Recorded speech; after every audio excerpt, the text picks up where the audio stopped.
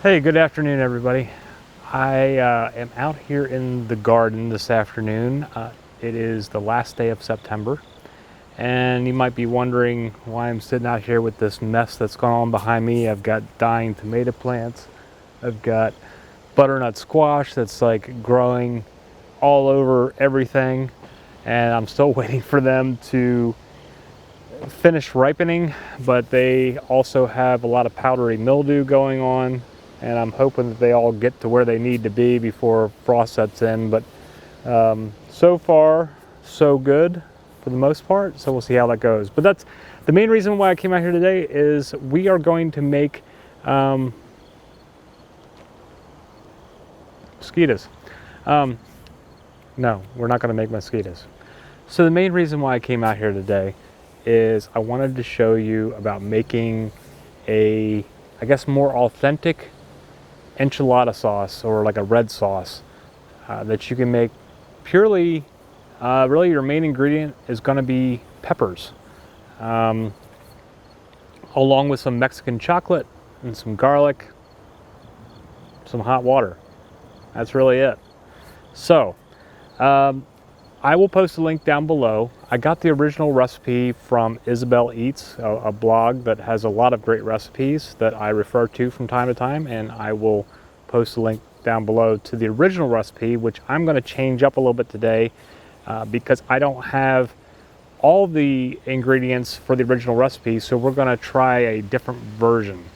The original recipe calls for guajillo peppers, ancho peppers, and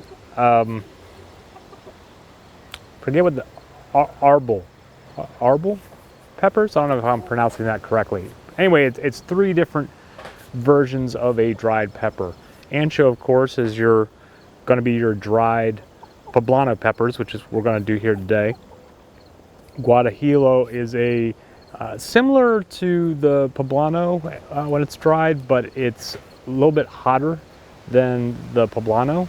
I don't have those, so we're going to go straight poblano.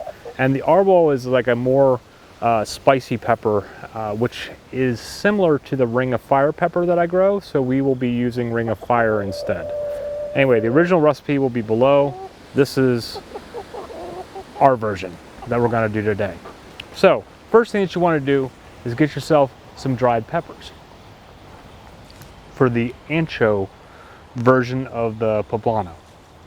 Now, I've already dried and picked and dried most of my red poblanos, and most of the ones that I have going on out here today are very green and not at the stage that I would want them for this sauce. I did have this one little one that was in there so that I could show you. Anyway, so as the poblano matures and ages, it gets red like this. Yeah, there. So then the next step is we will put this in the dehydrator. Now, if you're not growing poblanos, that's okay. You can purchase bags of ancho peppers, dried poblano peppers. In some grocery stores might carry them, or like in the Mexican or Spanish sections. I don't know really. I think it's normally under Mexican sections of the grocery store. Sometimes might have them in a specialty section, or you might need to go to a local more specialty store that carries them, or you can order them from Amazon online. They sell them in bags, dried. But if you're growing poblanos, let them sit or let them grow on your plant, throughout the summer, and then normally around fall time, around this time of year, my chickens are up in the bird bath. Around this time of year, they'll start maturing on the plant, and they will get this red color, which I've mentioned in a couple of the other videos. Then we're going to take these to the dehydrator and dehydrate them. With my little dehydrator, what I've found is that I can put my poblanos in there, and it takes about 16 hours at 145 degrees. Dries them out pretty completely the way that I want them. Sometimes I do have to there'll be like one or two in there that are still a little bit more spongy and not quite as dry as I like, and so I'll take out all the dry ones and then put in the ones that didn't get quite dry enough for another couple hours. It's still at 145 degrees until they get to that point that I want. So it can be a long drying process depending on how big your dehydrator is and how much airflow you can get through it.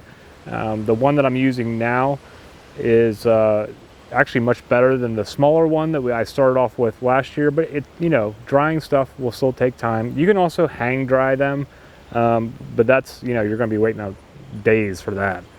So if you have a dehydrator, or if you have money to invest in a dehydrator, try to look for maybe like a mid-range one. If you can afford it. I think the one that I got was about $165.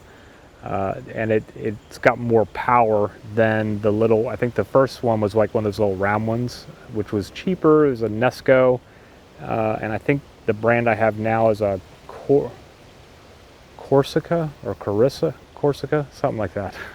But it's bigger, more powerful, but it's still, for the poblanos to dry out, for me, it takes about 16 hours. What I do when I dry mine, you do not have to, but what I do is I actually will cut out the stem and get the seeds out and kind of basically core them out before I dry them, but you can also dry them whole. It's really up to you. This might take a little bit longer if you don't stem them first. So now let me go show you what it looks like once they've been dried, and then show you the next steps of making this little recipe. Okay, so you gotta pardon the messy kitchen. I don't really have a great kitchen for filming like, you know, some of the other channels have, where they have this big beautiful island and all that kind of thing. We have a small kitchen, and the house was built in 1964, and all the stuff that's in here is the original stuff. However, we did have contractors come out yesterday, did all the measurements, and we are replacing everything and rearranging. But we're still about 5 weeks out before that work gets done. But I can't wait to get like all new appliances and new cabinets. These cabinets, the doors, they don't stay shut, and it's just been a mess that we've dealt with, but now we are upgrading everything. So I'm excited to be able to start filming later this winter in a newly upgraded kitchen. But in the meantime, you know, it looks like this, so sorry. Anyway, back to the peppers. So I have a bag here of the poblanos that I've already dried. Let's see if I can get one that looks pretty decent here.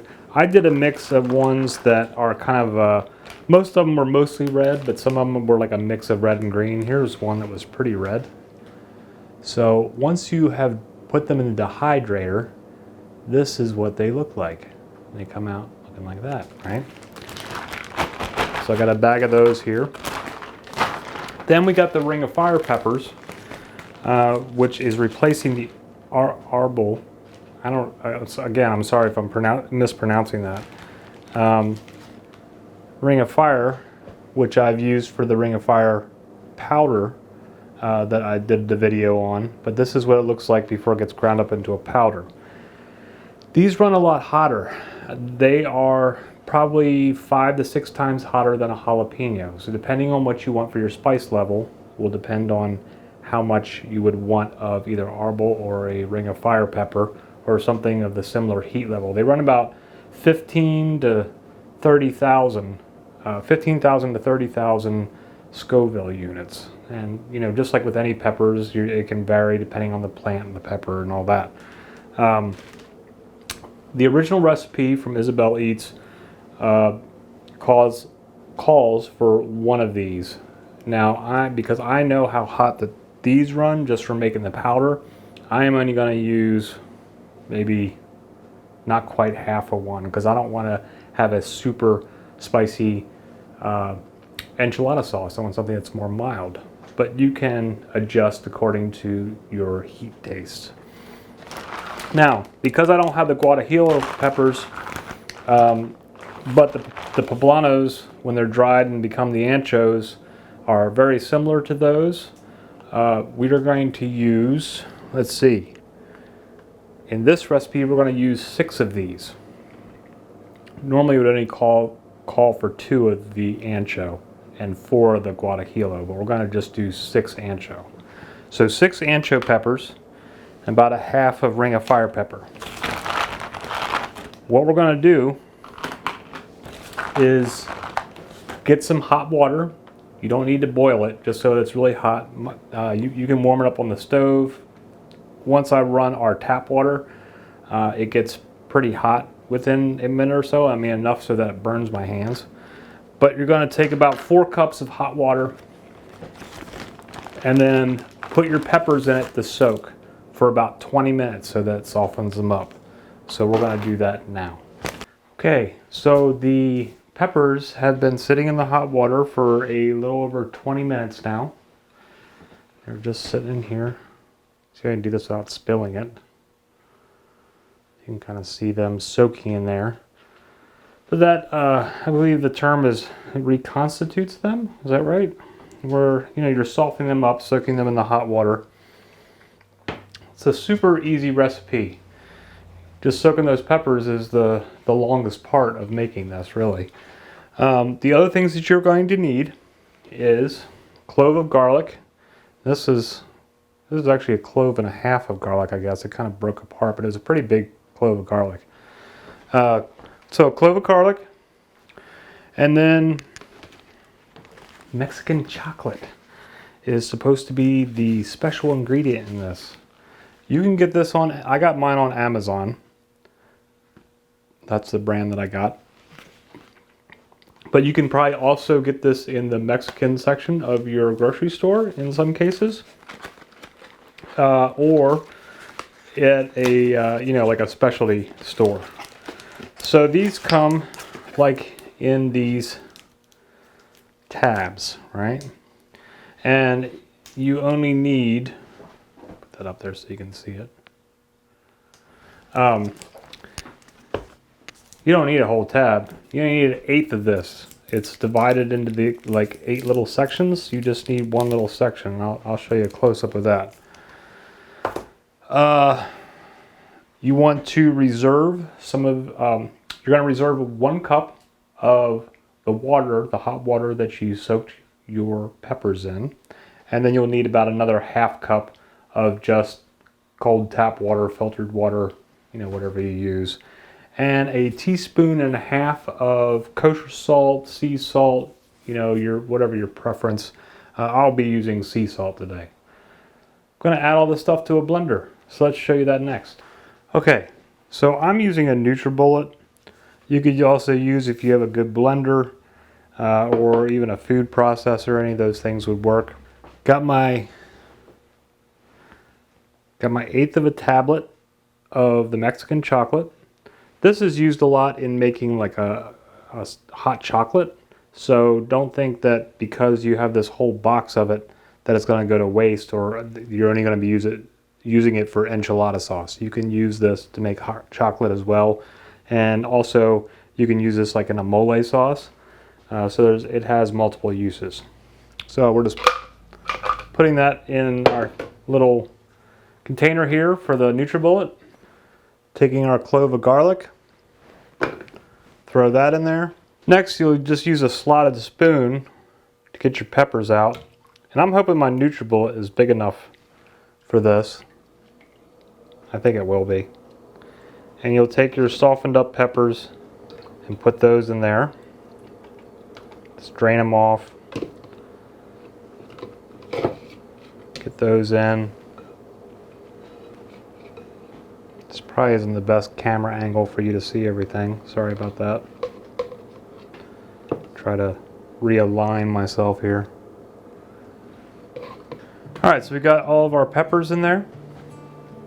Scoop out 1 cup of the liquid that you soaked your peppers in. Add that to your mixture in your blender, NutriBullet, food processor, whatever it may be. Okay, now I'm also just adding a 1/2 cup of just fresh water. We're going to add 1.5 teaspoons of sea salt. And this is a 1/2 teaspoon thing that I have. So put 3 of these in there. And that's it. Now we're going to blend all this up.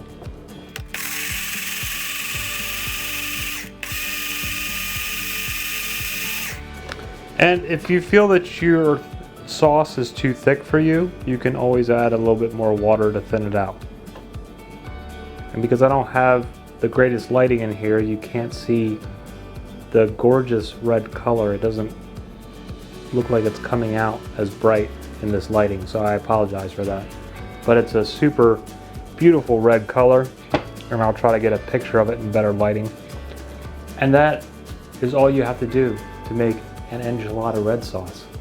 Homemade, fresh. Put this in an airtight container and put it in your refrigerator, and it'll be good for up to 2 weeks until you're ready to use it.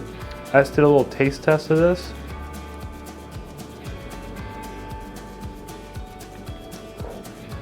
I'll tell you what, man, those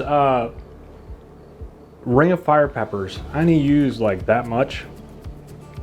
This has a burn, but it's a nice burn, but it might be too spicy for some. So you could even eliminate that altogether, because your poblanos, especially once they've matured and get to that red stage, they'll have a very mild, slight heat to them, and that might be enough for some people. The little piece of Ring of Fire pepper gives it an extra kick. But it's nice. It's not overpowering. This is kind of like my level of heat right there. And because the peppers have matured, and then once they're dehydrated, they get like a smokiness to them. And wow, this is,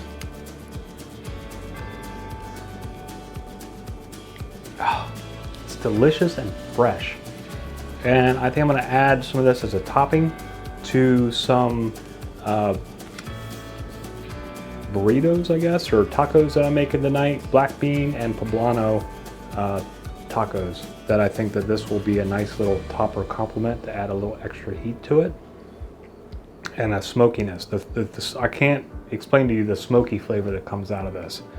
But if I wanted to make a mild version of this, I would just leave out that Ring of Fire pepper or arbol pepper.